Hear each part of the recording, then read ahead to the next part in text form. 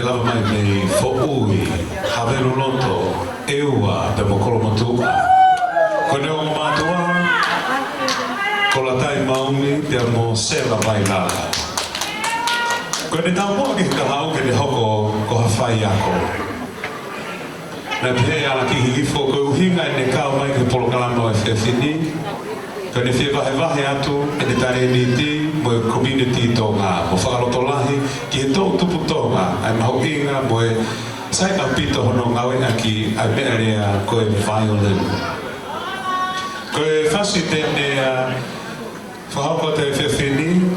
Koe taha ngahi mai moa ai tahine kuini ko unga whanua, tahine kuini ko Queen Charlotte tupo tōru. Pea me mai moa koe ka tinia si oto sei mana ko.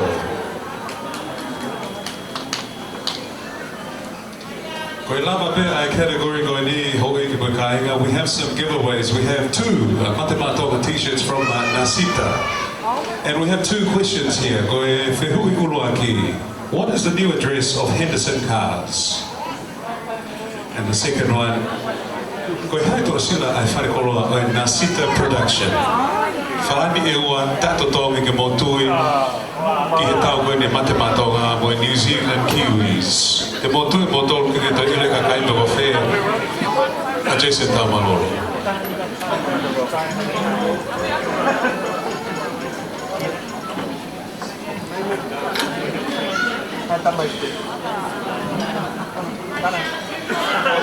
Whawhetai tahi ni Charlotte ho ki la maani ni reiki ke kapu matolu he polo kalama e whiawhini. Ni ongo pe whaki palu parima wha teknikale. Maloko maho mai whai uhila koe ni ua mei hapai. Koe ni takatakai hole whakapunau ki nau ila nau tolu pe ko whea holo peka mo koulu e mo puri e mama e ne tō anga waka. Tako e.